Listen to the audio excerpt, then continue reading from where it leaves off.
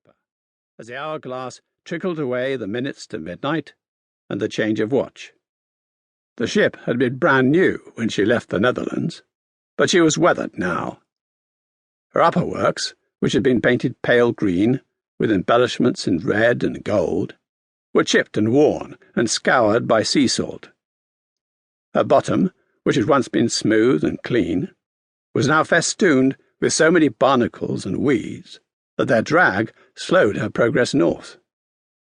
And her hull, built though it was from oak, had been subjected to every conceivable extreme of temperature, so that it now shuddered as the ship rolled in the swell. First the Batavia's timbers had swollen in the northern winter, for she had left Amsterdam late the previous October, when the northern seas were already cold and stormy.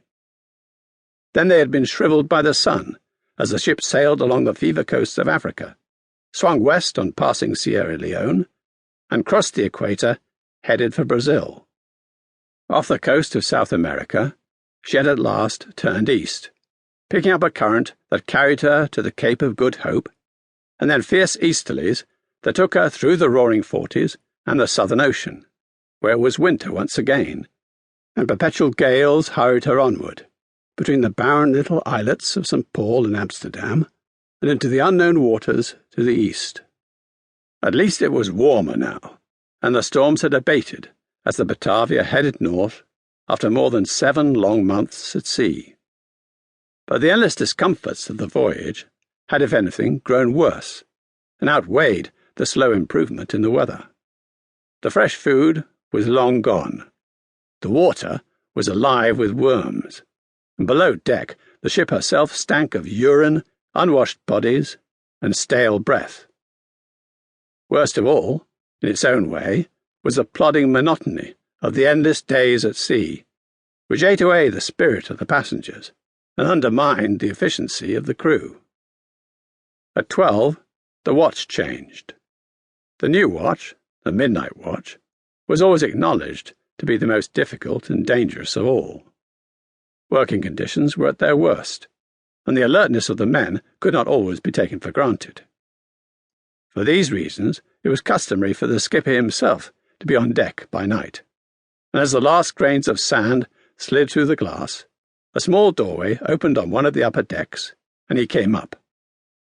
The master of a Dutch East Indiaman was a man who enjoyed almost unlimited power in his small kingdom.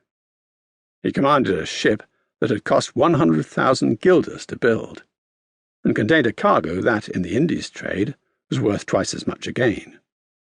He was charged with the safe navigation of his vessel, and responsible for the lives of all the hundreds of souls under his command.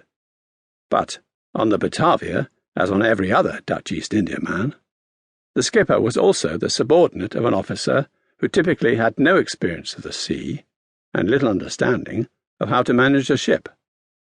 This man was the upper merchant, or supercargo. He was, as his title implied, a commercial agent who bore responsibility of ensuring that the voyage was a profitable one for his own masters, the directors of the Verenigde Oost-Indische Compagnie, the United East India Company, which owned the ship. In the first half of the 17th century, the VOC was not only the most important organisation and one of the largest employers in the United Provinces of the Netherlands, it was also the wealthiest and most powerful company on earth. It had become wealthy and powerful by putting trade and profit ahead of every other consideration.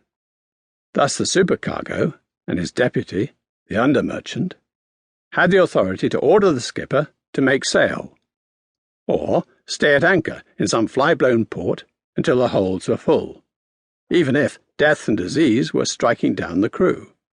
The master of a Dutch East Indiaman was therefore in rather an unusual position. He was expected to combine the powers of seamanship and leadership that have always been demanded of any skipper, with a degree of tact and even submissiveness that did not often come easily to men hardened by many years at sea. He had command of his ship from day to day, it is true, but he might at any moment be given an order he would be expected to obey.